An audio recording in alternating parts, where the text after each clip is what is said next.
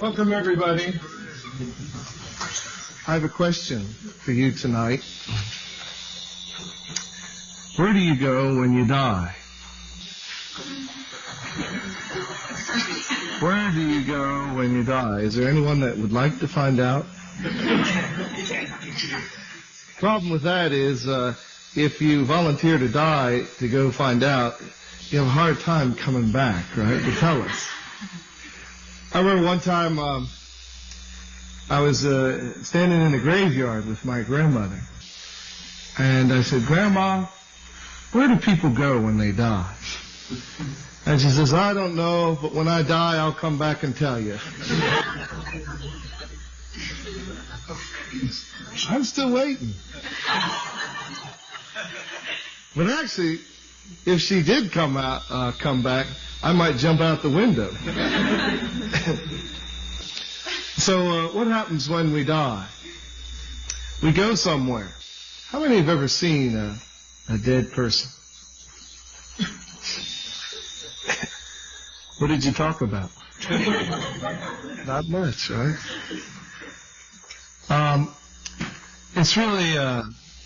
It's really true. If you look at a person who is dead or has just passed away, you really feel like something has left this person. Something has gone on. Actually, the words "passed away" are really good terminology, as opposed to "he's dead." He passed on. And that means his essence left this place called the body and went on to another realm or another place. So according to our teaching,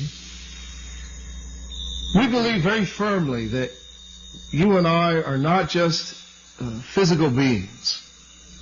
Although we know we have a body, we have a flesh body, and it's made of material. Actually, it's mostly water. We believe even though we do have a body, that's not all that we have. There's something more to man, something beyond material. Man has an essence, a spirit. I want you to look at this chart here. We have a body. Let's say this circle within this bigger circle represents our physical body. And our physical body is living in a physical world. Right now, our physical body is living and carrying out its activity in a physical world. And we relate to our physical world through 5 physical senses.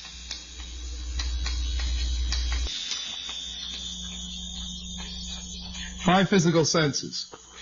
We can see, we can hear, we can smell, we can taste, we can touch. And through these faculties, we interpret the phenomena of the physical world. And we live our life in the physical world. But one thing we all know is our physical life is a temporary life. And at some point, for some of us sooner than others, then our physical body is going to stop working.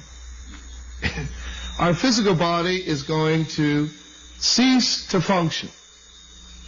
And if your physical body ceases to function, then gradually it begins to deteriorate and it decomposes, it goes back into the soil. Is this the end? Is the destiny of each individual to just decompose and go back into the soil? Something inside of us feels like, gee, I hope not.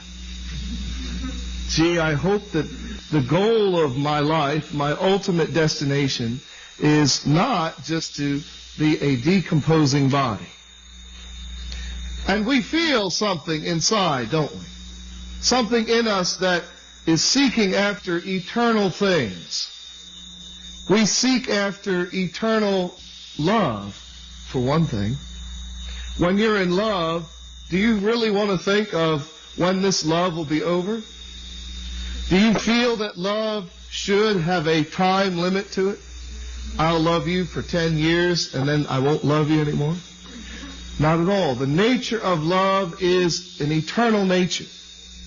So the very thing that we seek above all things in life in itself is an eternal feeling or an eternal desire, an eternal essence. This is why man feels that there's something more to life than just the temporary life in the material or in the flesh. And very clearly the principle tells us that yes, there is. There is an eternal side to man. Let's look at this circle inside of this bigger circle. This is our spiritual side, our spirit. And our spirit is like a body. Maybe you wonder what your spirit looks like. You know what your spirit looks like? Casper the Friendly Ghost. No, your spirit doesn't look like Casper the Friendly Ghost. You won't be a spook. But your spirit body looks just like you. Now, some of you might be disappointed to hear that. Maybe you were hoping that when you go to heaven, your spirit body might look like Cary Grant or Robert Redford or someone like that. But no, your spirit body looks just like you. And that way, your friends and your family can recognize you. It's true. You'll look just like yourself. We have a spirit body, and our spirit body is dwelling in another realm called the spirit world. The spirit world. What is the spirit world? Have you ever been there? I think the only way to describe the spirit world is if you've ever had a very vivid dream.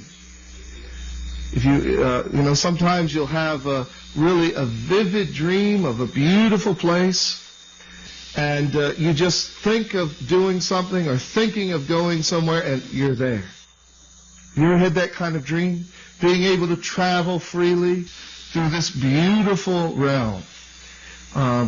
If I were to describe the spirit world, the spiritual heaven, it would be like that. It's a realm of tremendous beauty, and it's a realm of heightened sensitivity. But the most important characteristic of heaven in the spiritual world is it's the realm of the parental heart, the experience of the true parental heart. That's the realm of the spirit world we want to go. And we call that realm the kingdom of heaven, or we could call it the place where God is dwelling. That's the parental realm, the parental area. You want to go to that place in the spiritual world, the place where God is dwelling. And that is the realm of heaven, the realm of spirit, where the most powerful feeling is the feeling of love. In this physical world, we breathe air, don't we? In heaven, in the highest place in the spiritual world, we breathe parental love, true love. And that sounds nice. But also heaven is a real place with real scenery and natural scenes, beautiful lakes and rivers and beautiful trees and dirt roads. One time Reverend Moon said, the kingdom of heaven is so beautiful you can't imagine. Your most vivid dream doesn't even come close to it. It's so beautiful. He said, in the kingdom of heaven, you can walk down any common dirt road. There's dirt roads in heaven? There's dirt roads in heaven? Sometimes our concept about what the spiritual world is like is maybe it's full of clouds and fog, and everybody wears white robes and just walks around and plays harps. How boring would that be, right?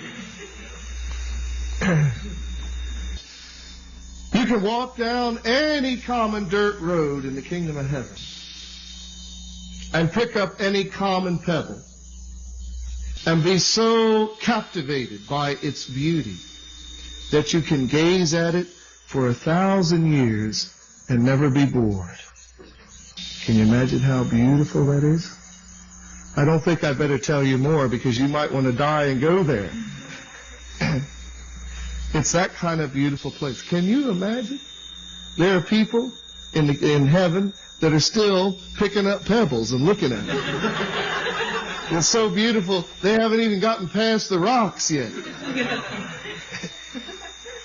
It's an amazing place if we can get to the realm where God is dwelling, the parental realm.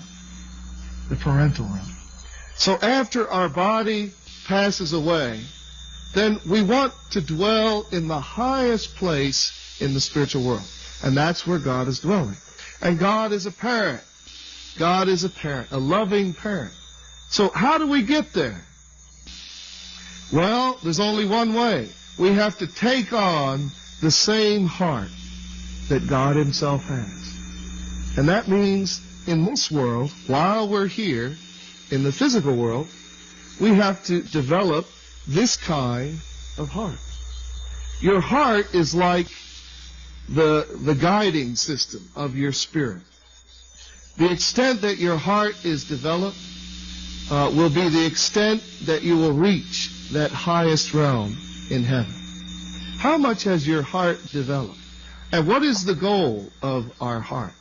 It's to become a parent, but a special kind of parent, a true parent. How do we become a true parent?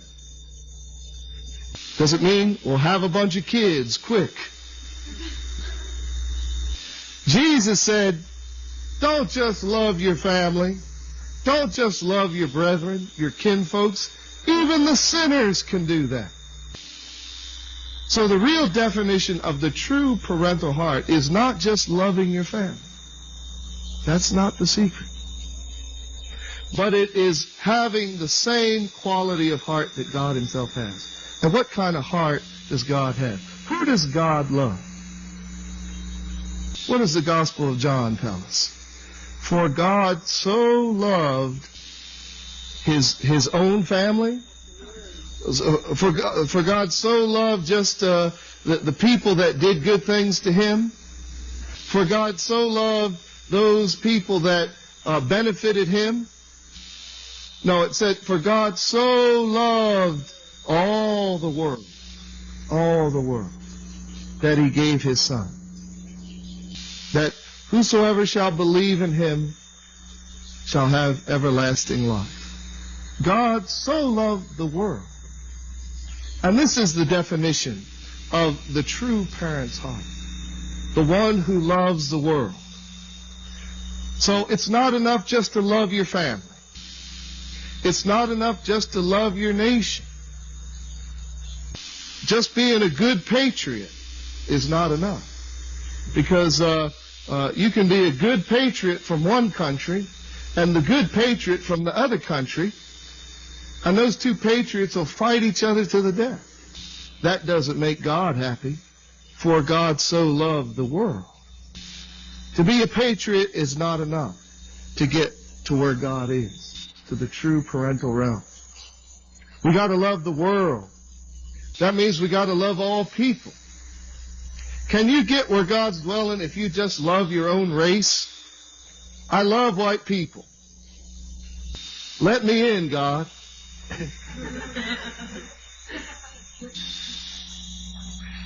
And I'll say to God, I just love white people, God.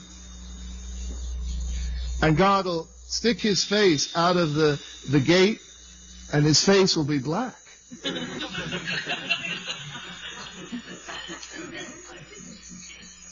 Or I'll say, God, I love all people except I can't stand Japanese. And then God will stick his face out and he'll be Japanese. For God so loved the world. And if we want to get in there where God is living, we want to get to that beautiful place, then we got to love the world. Not just our own family, not just our own race, We've got to love the world, everybody, because everybody is the son and daughter of God. The same. The same.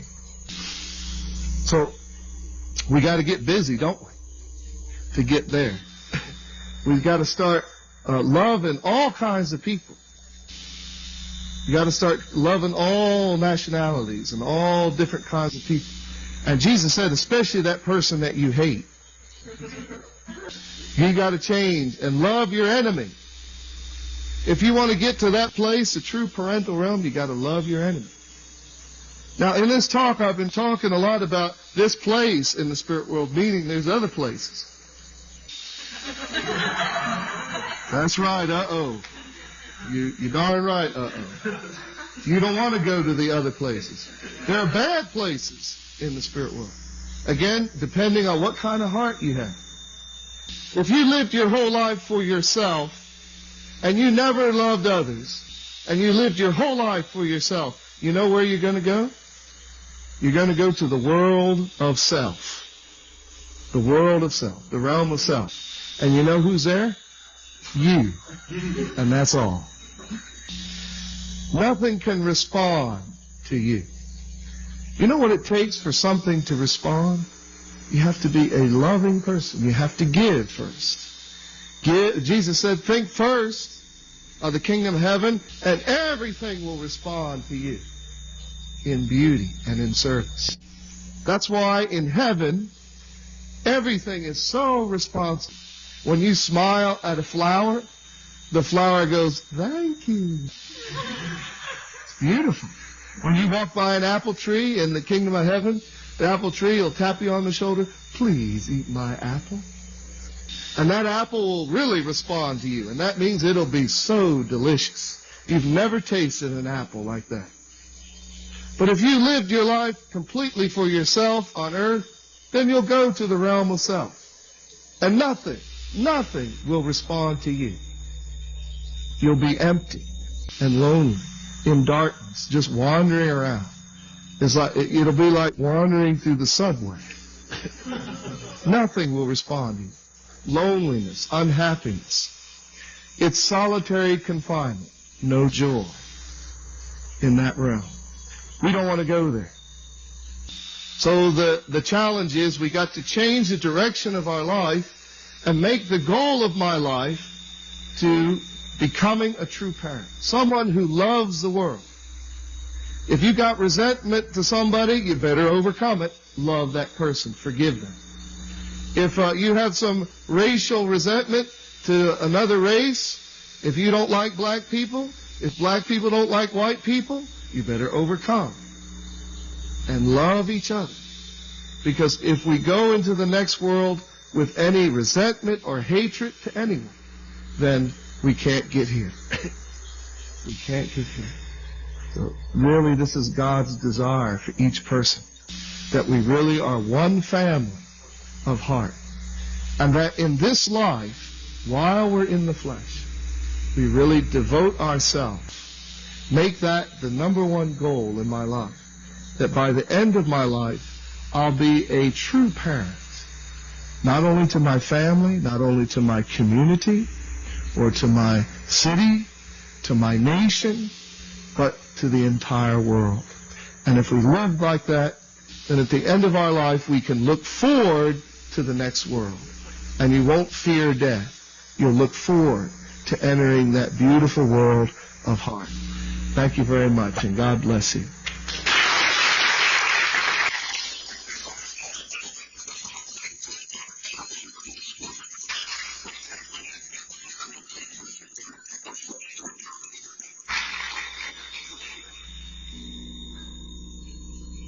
Once again, the main points from the lecture, Heaven and Hell. First, heaven is the realm of true parental heart. Second, true parental love is unconditional, as exemplified by Christ. Third, true parental heart is the standard that qualifies us for heaven. And fourth, hell is the joyless realm of self-centeredness.